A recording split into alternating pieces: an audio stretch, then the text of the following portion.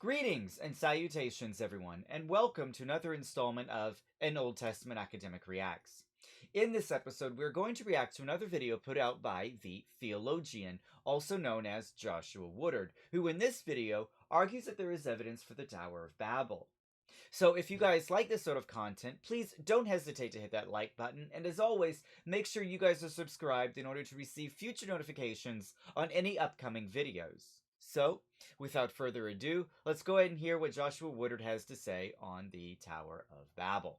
We're still going to touch on the flood, because that kind of bleeds into the next couple of stories. But this week, we'll look at the spread of humanity. So we're going to look at the Tower of Babel. So the evolutionary view, I'm going to talk about that first because we're learning how to defend the biblical view.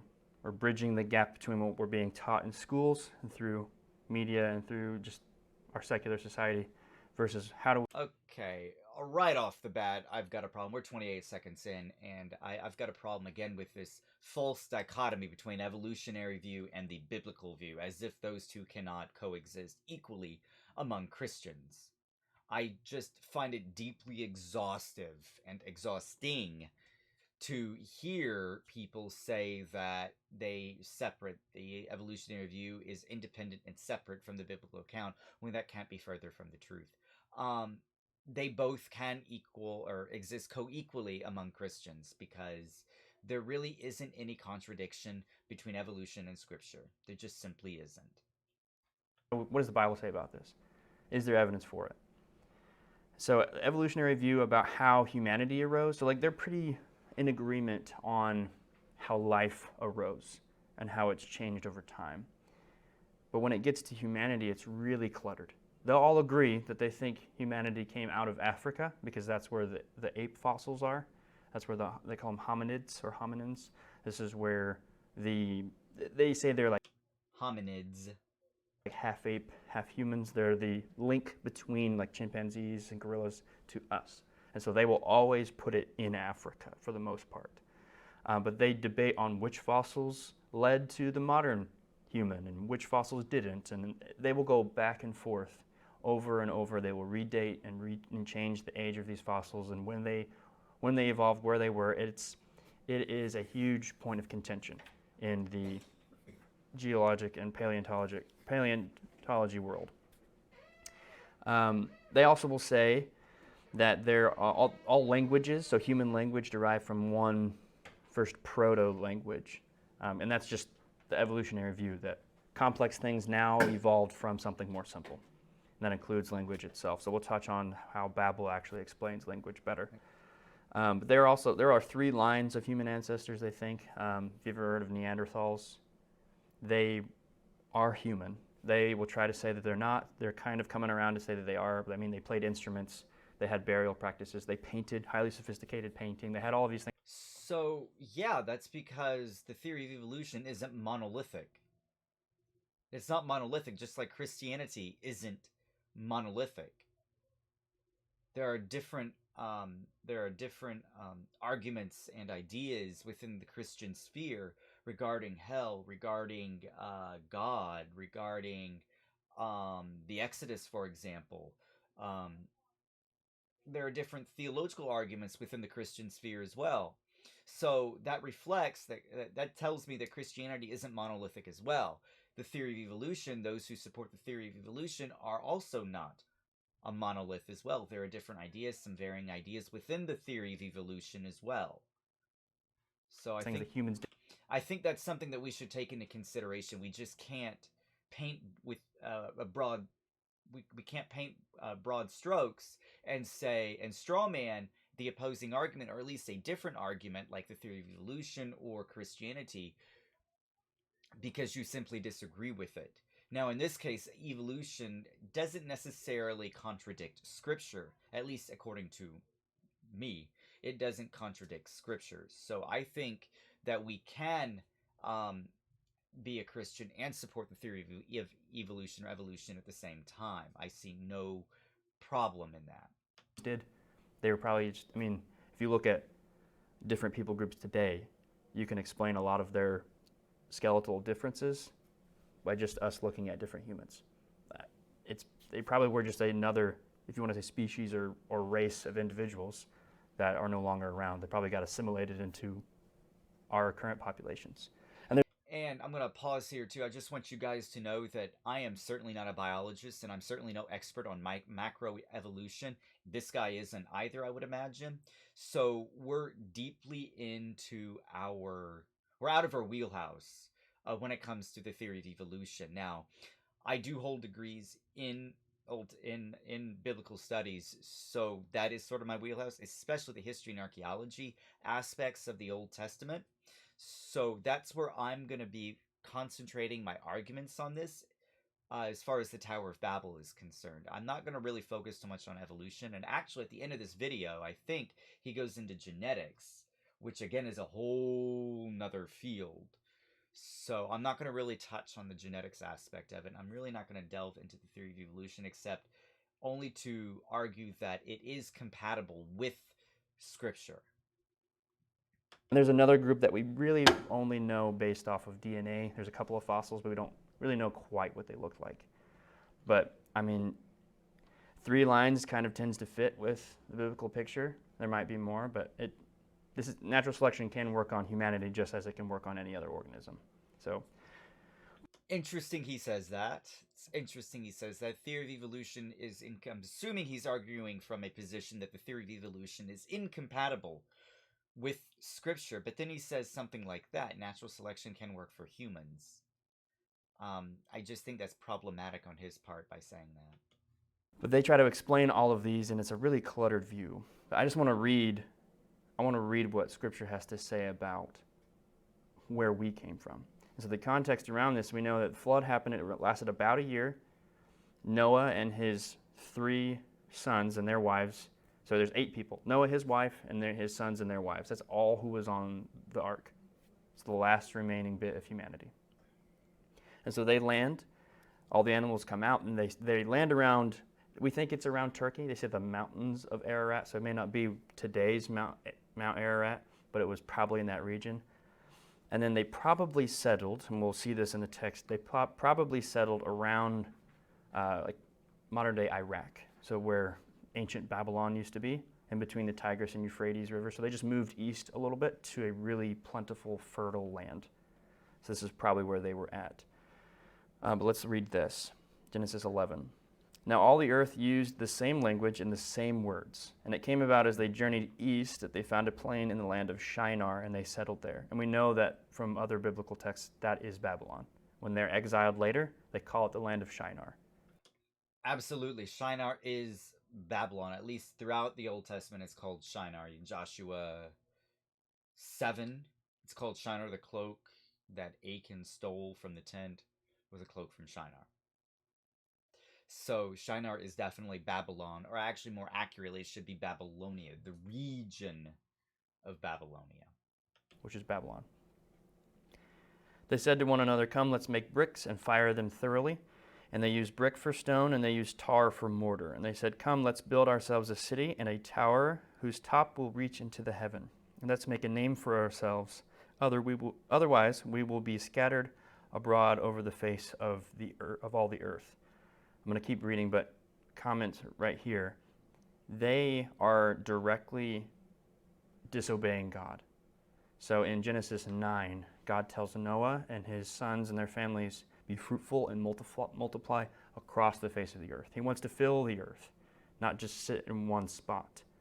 So he gives them that command, and here they're directly saying, they know the command, "Otherwise we will be scattered abroad over the face of the earth." Part of that's a quote from God's command. They know what they're supposed to do. They're going to build something that looks like a city and a tower specifically that will unify them and keep them in one area. Now the Lord came down to see. I'm going to stop here before and just comment on what he said here. Typically in Mesopotamia, you have these city-states in Mesopotamia, Babylon, you had Uruk, and the list goes on. And these cities you had several smaller ziggurats, but you also had one giant ziggurat, which was the patron or patron deity of the entire city.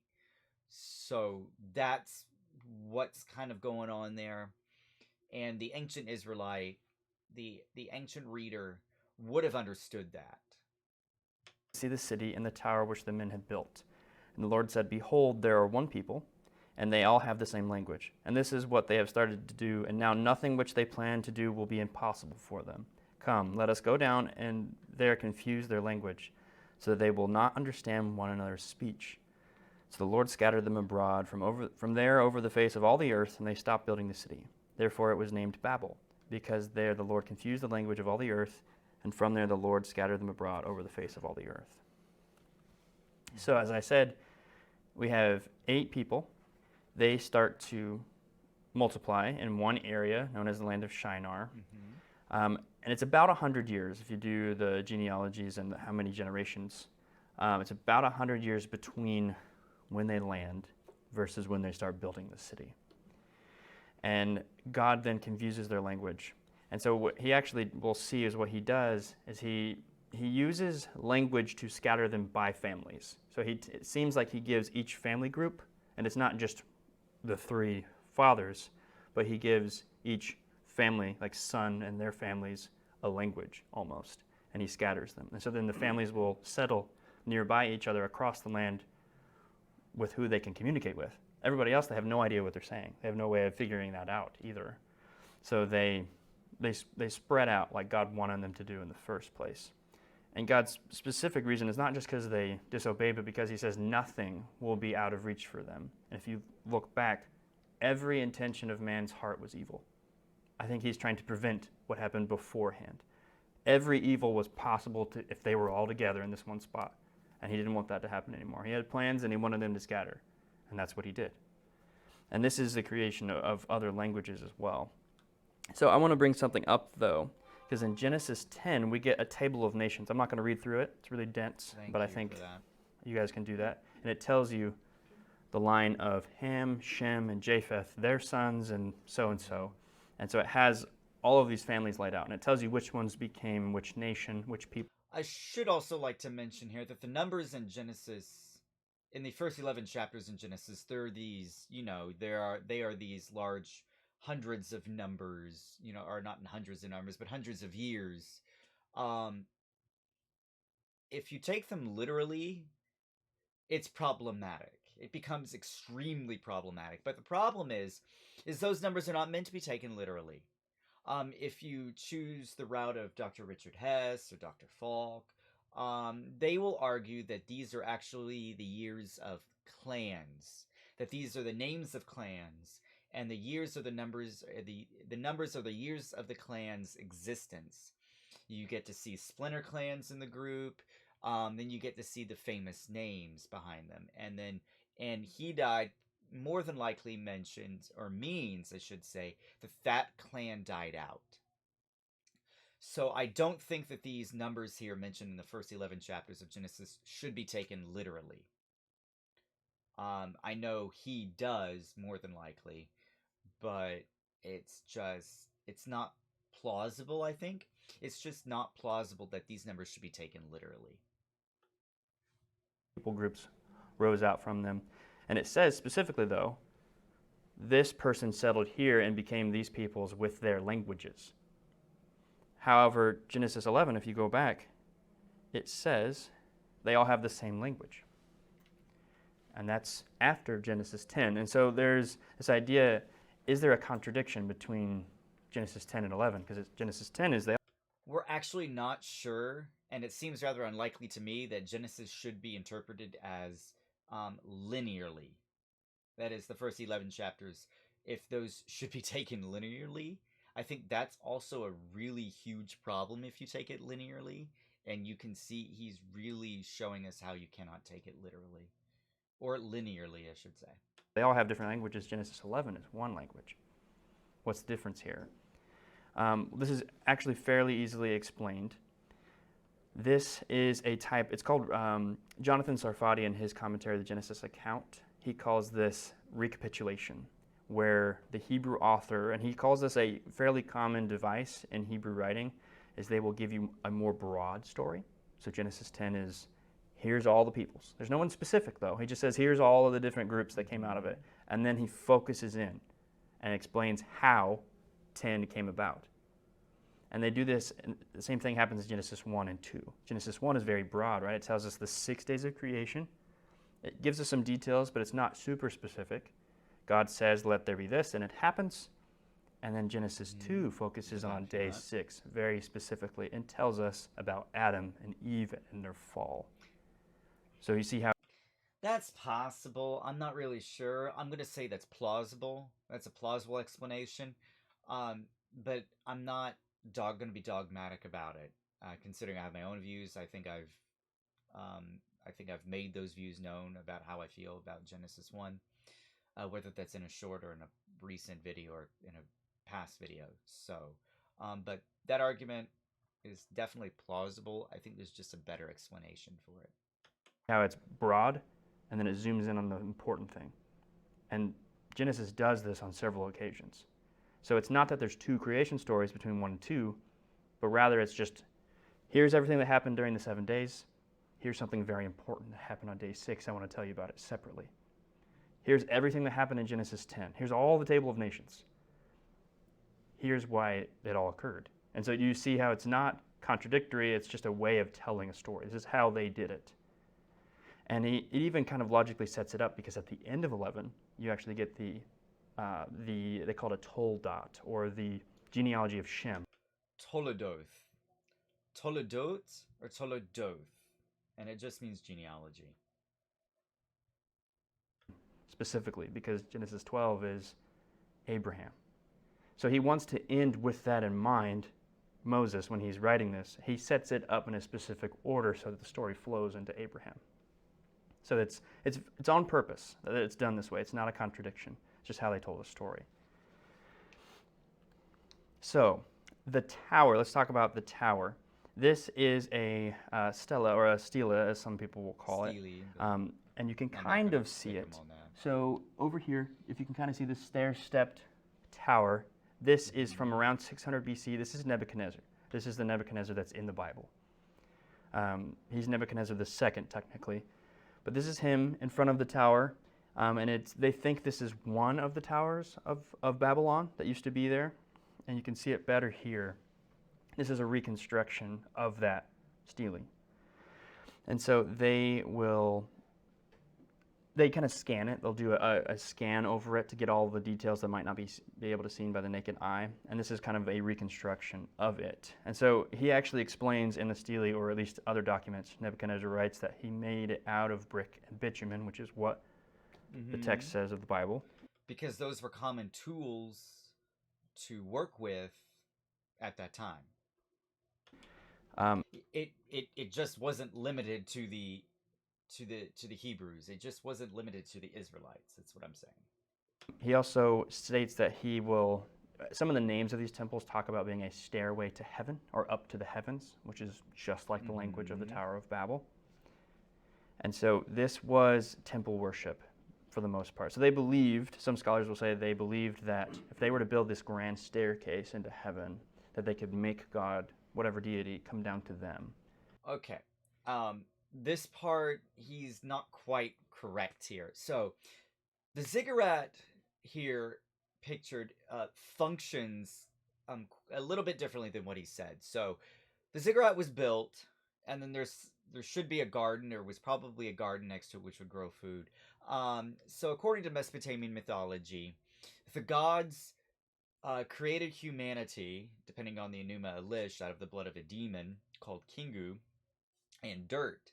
And humanity was created in order to be slaves to the gods. They had to provide food for the gods. So when the gods descended, they would eat and receive worship, and then ascend back into the heavens. That's what the ziggurat function. That's why it was called a stairway to heaven.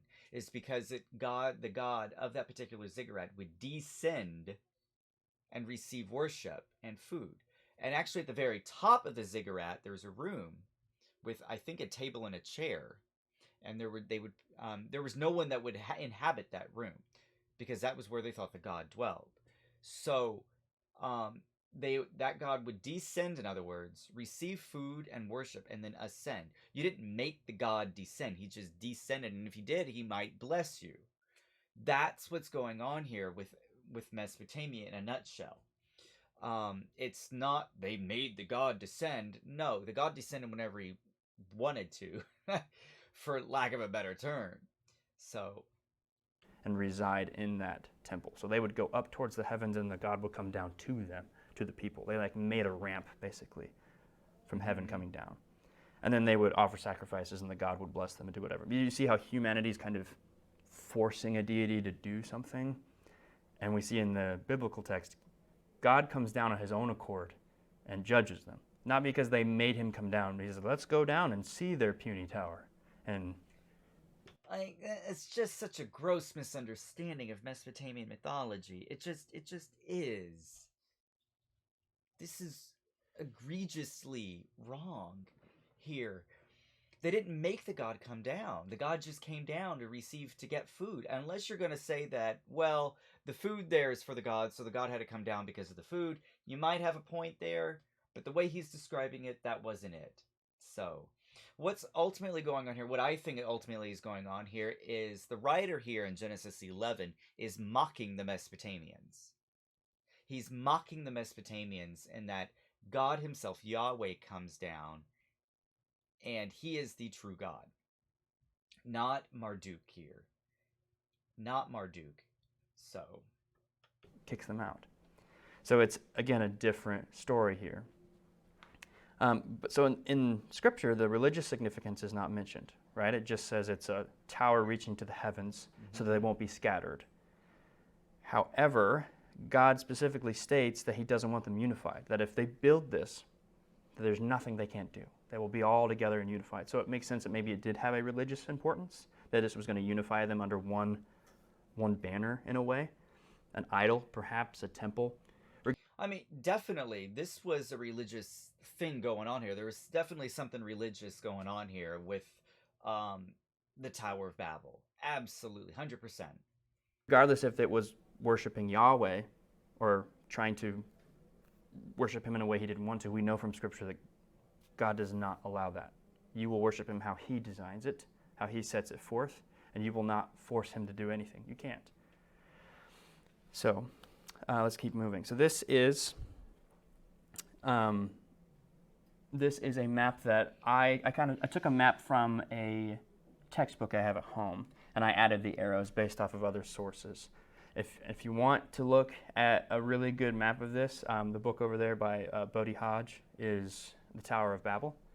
He breaks down each child of each son. So he actually will look at place names, he'll look at genetics, and point where he thinks each individual family could have gone.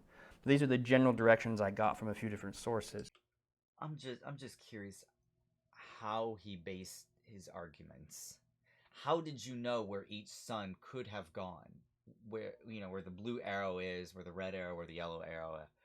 How? Is it the only thing I can think of is that it's solely based off of Genesis 10. Ham tends to go west into Africa, and even down into the Sinai Peninsula, where modern-day Saudi Arabia is in the corner of it.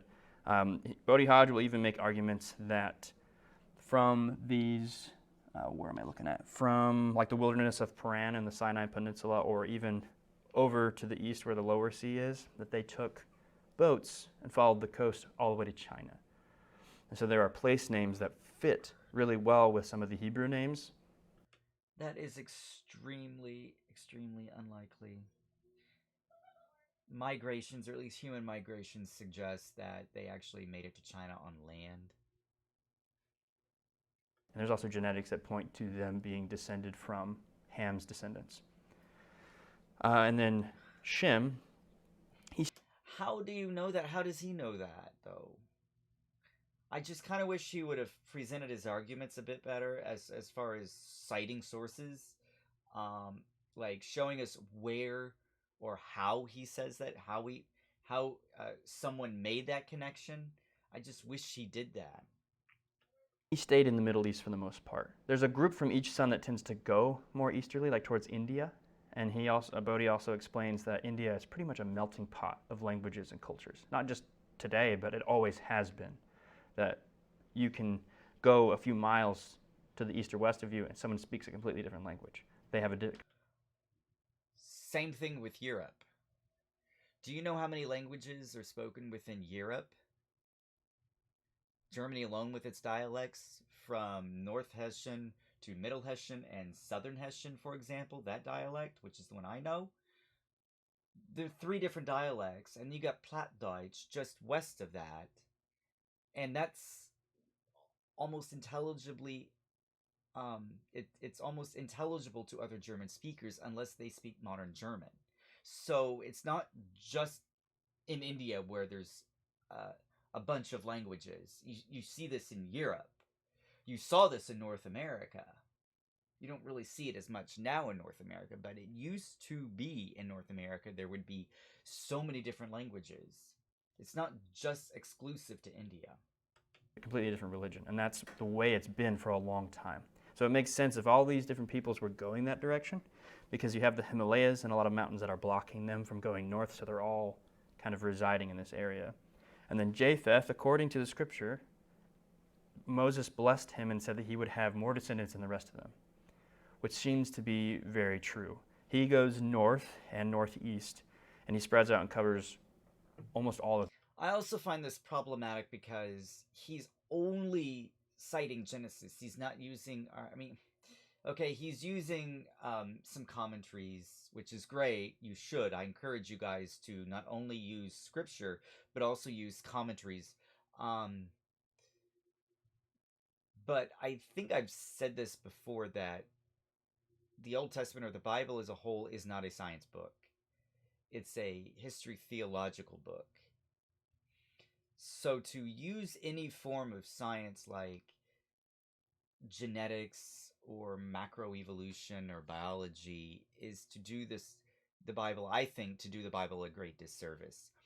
Now, that doesn't mean that the theory of evolution is compatible or incompatible with Scripture. I think it's compatible with Scripture still, but I don't think that you should be using things like genetics and stuff in order to argue a point that you make or make an argument that you think is valid found only within Scripture. I hope I'm clear on that. If I'm not, please let me know in the comments, like, what did you mean by that, or something like that. But that's what I'm saying. Of Europe. And he goes into Russia, and he covers a lot of Siberia, and it's thought that even his descendants went to North America over a land bridge during the one ice age that there was. That is, the sea level was still a little. Which is interesting because if he's a young Earth creationist, he should not be accepting an ice age or land bridge that occurred, a land bridge that occurred 70,000 years ago. A little bit lower, that there is a visible land bridge they could have crossed, or with more like shallow boats, they could have gone over there. And you can match that with some genetics as well. So this is a general map of how it all spread out from Babel. And you see how I've got them at Babel here, because while they landed probably up in the Ararat Mountains, it says they settled in the land of Shinar, which we know again is right there. And that's where they decided to build their tower. So, for the record, there are several ziggurats in Mesopotamia. It's not just exclusive to Babylon. You had them in Ur, Uruk, etc., etc., etc., and they each had names for each of these ziggurats. So we're not really sure. And Babel seems to be more for Babylonia, the region. So it could be, or Shinar seems to be a region and not just a city. So we don't know which ziggurat, actually, this could be after. We think that it is the ziggurat in Babylon, which would be Marduk. So is there evidence for this, though? Because again, the evolutionary view is out of Africa, that we evolved from apes and that we spread out from Africa across the world. It's such a straw man for the theory of evolution. It's such a straw man. And that would have been 100 to 200,000 years ago versus just a few thousand years ago. So is there evidence for it? So I mentioned back on this, there's some genetics that help us see how we've spread across it. But there are some flood stories. So this can be used to defend the global. Yes, there are flood stories. The reason why there are flood stories, the reason why there are so many flood stories, is because most of the ancient civilizations and even people today live on or near a body of water. And one of the threats that living next to or nearby a body of water is a flood. So it's rather common that a flood of some type would be in the backs of their heads in of those people who lived near or on bodies of water, particularly rivers and coastal regions. It makes perfect sense. Flood. I'm agree with that, but I'm also going to use it for the Tower of Babel. This okay, but before he continues, I should also like to add, because they also lived close to bodies of water or next to bodies of water, that does not mean that there was a global flood. It just means that these civilizations feared a flood of some type because they live so close to water. That's all. That's all that tells us. So there are, I've seen different sources say up to 500, but more conservatively, there's approximately 300 different flood legends across the globe. So scholars will try to say that the Genesis flood account copied the Babylonian and the Assyrian account because there's a lot of similarities. We don't say that. Those of you who have watched this channel from the beginning know that I argue that the cultures of the ancient Near East drank from the same cultural river. That is to say, they had some cultural similarities. That's what we argue. What the writers of the Old Testament are doing here is flipping it on its head, flipping the Mesopotamian accounts on its head, or the Egyptian accounts on their heads. That's what we see in the Old Testament. We're not saying or arguing that they just borrowed, oh, we don't have a mythology, so we'll just pick and choose what we like out of Mesopotamian accounts or Ugaritic accounts or the Egyptian accounts. That's not what we're arguing. We're arguing that they drank from the same cultural river. What do I mean by that? I mean that they had cultural similarities. That's what we're arguing. They didn't borrow or anything. If anything, the writers here of Genesis, for example, were flipping the ancient Mesopotamian account on its head and saying, no, no, no, it wasn't Marduk, for example, or it wasn't Baal from Ugarit and the Canaanite mythology. It was Yahweh. That's what's going on here. That's what we're saying that the writers of Genesis did. Anyway. Between them. However, there are flood accounts across the world. So if you see just some of them here, it's not just Mesopotamia and around Israel. Australia has their own, Scandinavia, the North and South American Native Americans, they have several. China has their own, Tanzania, and I was going through lists like, wow, like there are so many. There's graphs that'll show you which similarities are there and which ones aren't. But what's really interesting is that some of the similarities are striking. Yeah, because they live near bodies of water. Of course there would be a deluge of water. Of course there would be a wooden vessel.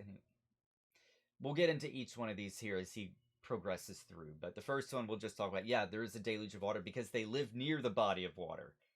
That should be similar, if the same. So skeptics will try to explain these and say, well, everyone has a flood narrative because they've all experienced some kind of river or tsunami or some kind of large body of water that was catastrophic. I mean, I would agree. They probably have all experienced a natural disaster. Or they fear a natural disaster. But the similarities of some of these, they match the Bible too well for it to just, if everyone's just experienced it, you would think every single flood legend would be different. Completely. There should be no similarities other than just water and an angry God. It's not. So there is the deluge of water. There's often a wooden vessel, whether it... Again, okay, wooden vessel. The reason why there's always a wooden vessel is because that was the most common material to use to build a boat.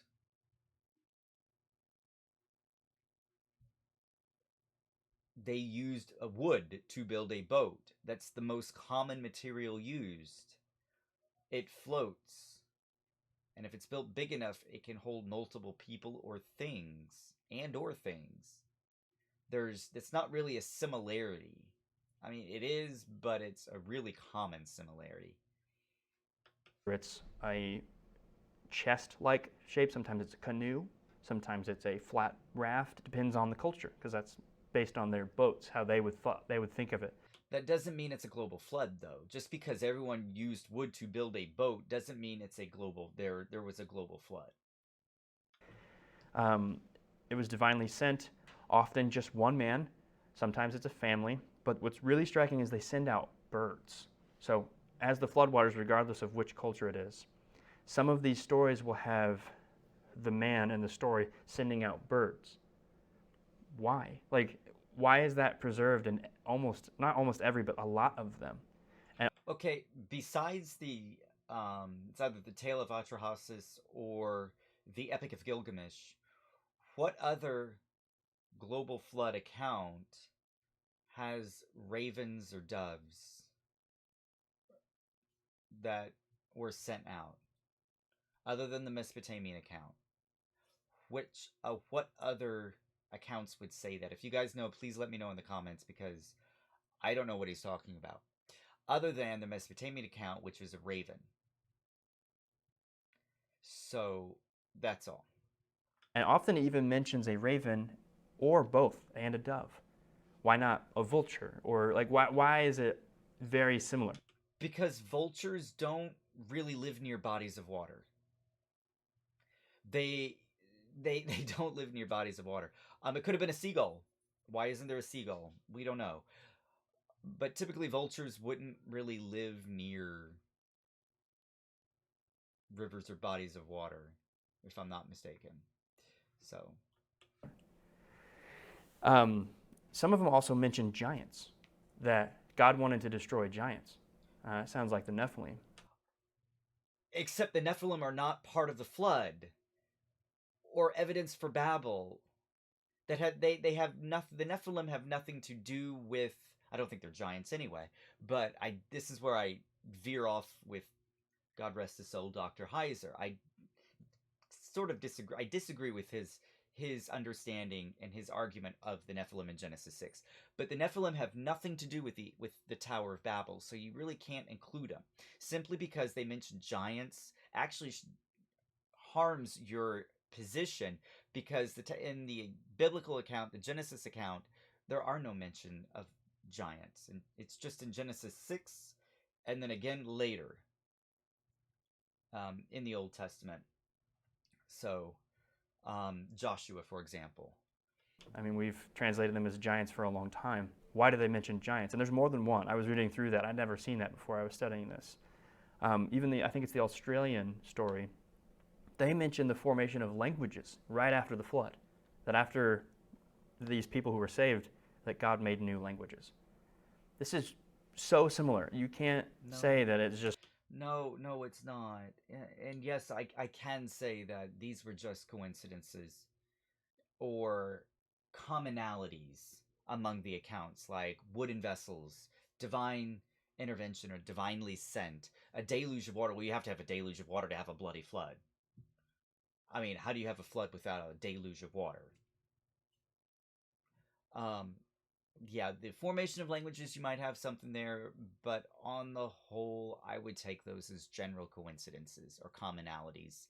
Just, well, they all have one. Why are they all matching the biblical account, though? Probably because they all were in the same, they all came from Noah's sons, right? They had the historical account of a flood. They knew exactly what happened. They probably wrote it down. And as they spread, right? Here's the map. As they spread, they took that tradition with them. They took that story with them across the globe. And as they started worshiping idols, and their religion started to deteriorate, they became pantheons and things. Their cultures changed, became more pagan and secular. The details of those also changed and were deteriorated over time. So instead of Yahweh, it's a pantheon of gods who are mad at humanity.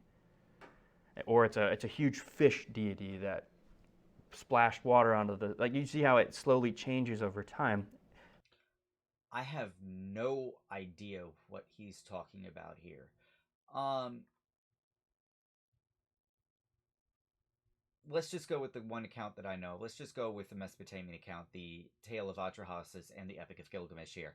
Um, namely the Tale of Atrahasis. So, in the Tale of Atrahasis, I've mentioned this in a previous video, that that story is different from the biblical account, but there is a similarity. And the similarity is that the gods decided to send three punishments. One was drought, the other one was a disease, and the third one was a flood in no particular order. I think I'm mixing them up, but you get the point. And each time, Ea warned Atrahasis of the impending doom to wipe out humanity, and Ea actually informed Atrahasis what to do. In the flood, when the gods were going to send a flood to wipe out humanity, Atrahasis received word that he should build a boat. So that is a similarity with the biblical account, but that's just one minuscule small similarity from the tale of Atrahasis. Again, there was a drought and disease, and then a flood. So it's no surprise to me that the ones that are closest to Israel, that didn't travel as far, have more similarities than the ones that are all the way in North America. You see what I mean? Some of the details stayed there because it was a part of their culture. It matched. No, it wasn't. It was because they lived near. And I will keep this in mind, folks. Not every culture has a flood account either. Not every culture has a flood account. We're only talking about cultures that lived near a body of water or on the body of water or coastal regions. This is what we're talking about. The cultures that didn't live anywhere near water, a river or the ocean, sea, what have you, there really isn't one. And what's very interesting is that Egypt doesn't have a flood account. And they lived next to the Nile. They lived on the Nile. So, just something to think about there. Why doesn't Egypt have one? But as you get farther out, they start worshiping new and different things, and the details start to change as their cultural lens changes. So I think that these different flood stories help us give credence and evidence to there being a Babel event. That they all had the same culture at one point, and then they spread out from there, and we can see the remnants of that. Does that make sense? So there's also pyramids across the globe. So everybody knows the pyramids of Giza, right? The big pointed pyramids with the golden tops that the pharaohs used for their burial sites, their tombs.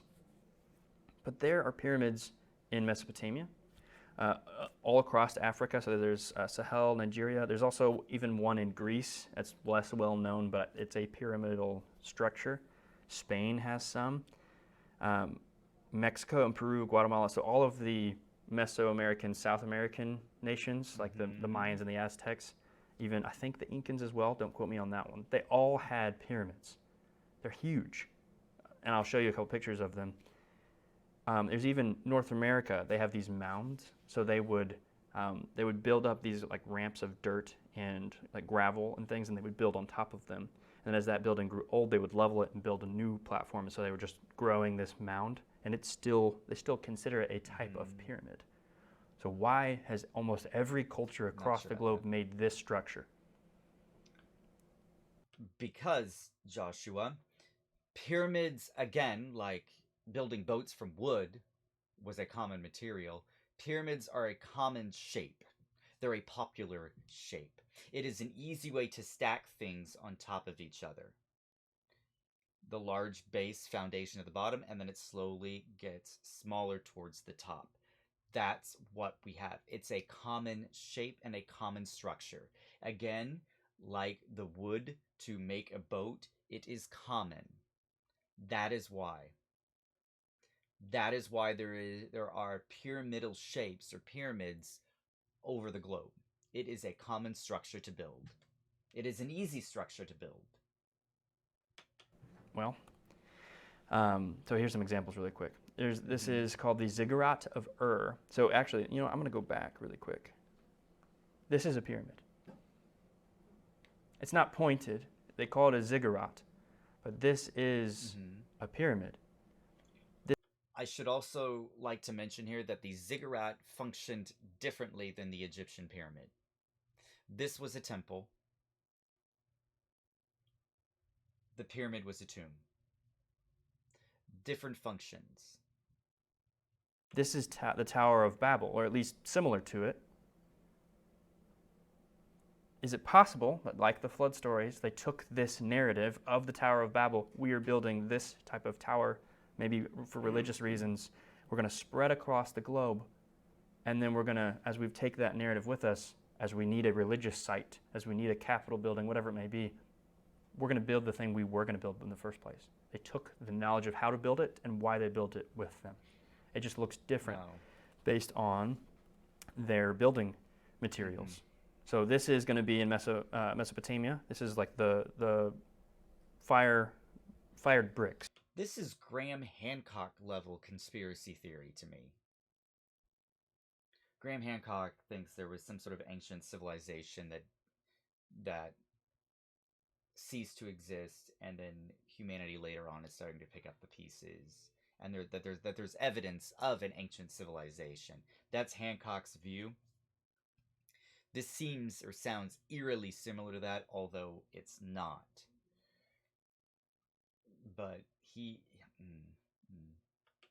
made out of mud and bitumen. This is Chichen Itza in Mexico. This is another pyramid-like structure.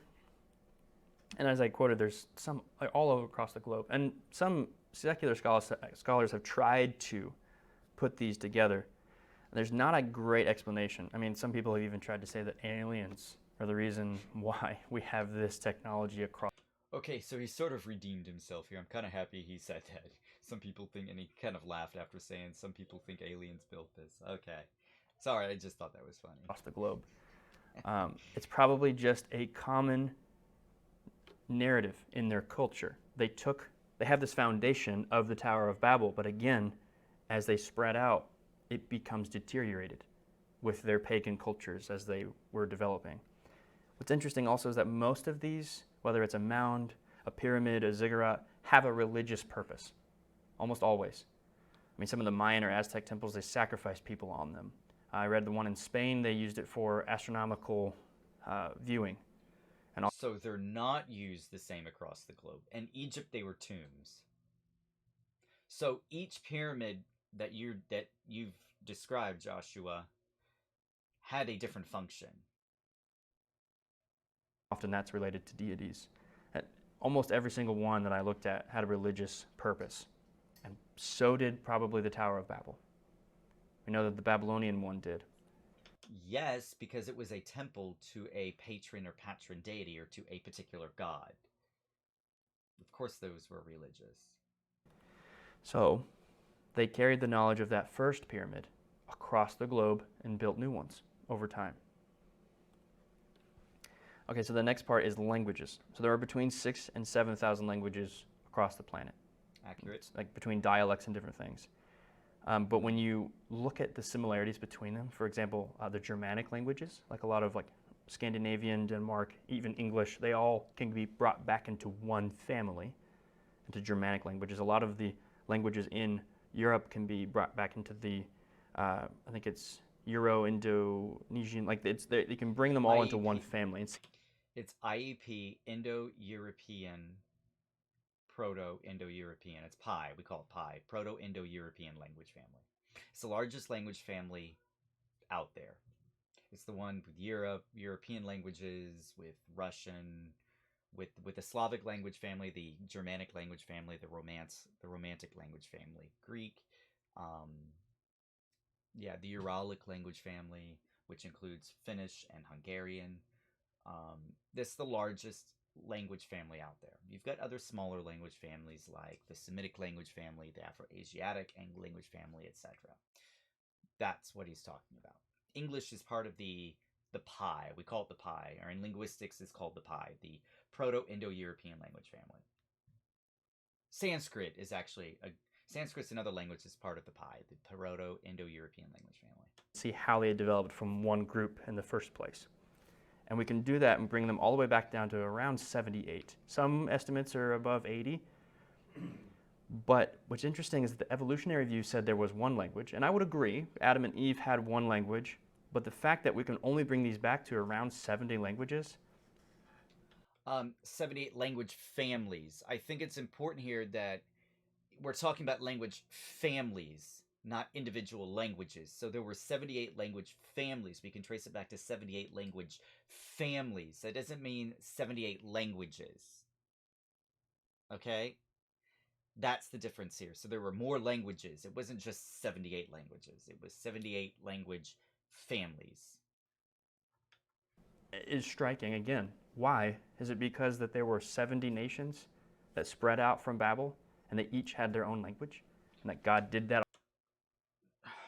No, it's really not.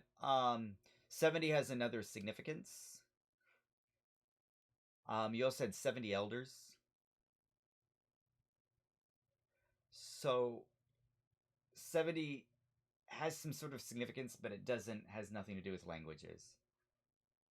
That on purpose? Why is it so hard to derive the proto-language, the first one? You see how that is pointing back to Babel again. Each family took that language and moved across the globe, and it then slowly changed and became the six. And that last one there, each family group took their language with them across the globe. Again, it's a language family.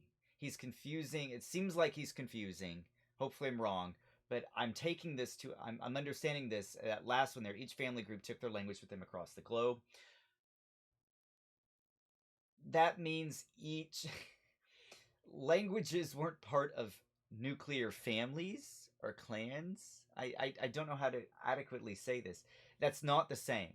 A language family is different from a human family, if I can say that. That's what I'm trying to say. They're different. It's an etymological fallacy to say that they're the same.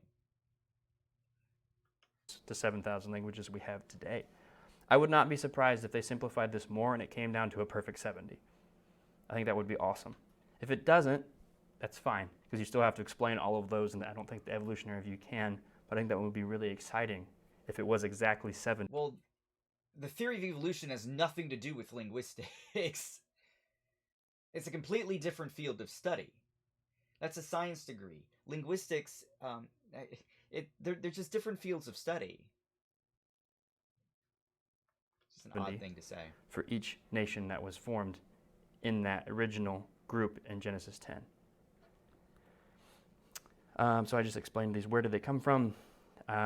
Evolutionary viewpoint doesn't really have one as much. They might try to, but again, they're going to try. Neither does the Christian view. I'm sorry. It just doesn't. So we don't know much about the Tower of Babel, which is why it's shrouded in mystery, if I could use that cliche. We have one other account that's strikingly, I hesitate to use the word strikingly similar, but we have one account that mentions, it's called Enmerkar and the Lord of Arata. And it is a Sumerian account describing conflicts between Enmerkar, which is a king, and a king of Arata, who's unnamed. And because the account mentions the confusion of tongues or languages and Enmerkar constructing temples, the account has been compared to the Genesis 11 account of the Tower of Babel. So there is another literary account that seems similar or has some similarities with it. Again, it's kind of vague. Like the ones he brought up, they're kind of vague. Kings construct temples, for example, or have in the past. So there is another account within Mesopotamia, or at least close by, that's culturally similar. Try and go back to one, and they can't. 70 is a lot more than one, versus God wanted them to spread out across the globe. It's kind of hard when there's 70 different languages between 5,000 to 10,000 people. How do you do that? Well, you go build your own city somewhere else. Last part is genetic. Okay, I'm gonna stop here because I'm not a geneticist. I don't want to.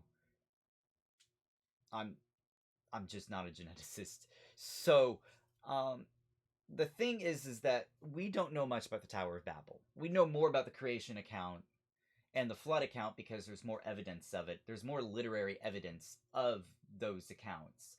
The Tower of Babel account, we only have the one I just recently mentioned here, in Merkar and the Lord of Arata.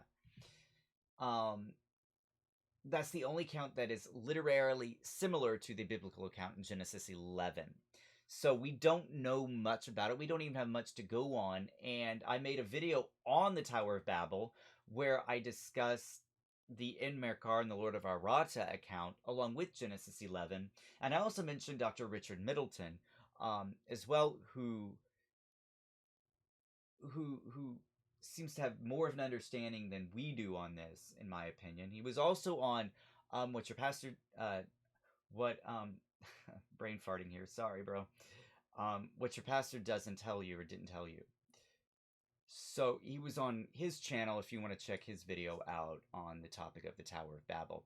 Anyway, I'm going to conclude it here because again, I just don't know genetics. So if you guys like this sort of content, please, I encourage you guys to hit that like button and make sure you guys are subscribed to the channel for future notifications in any upcoming videos I may have. So until next time, guys.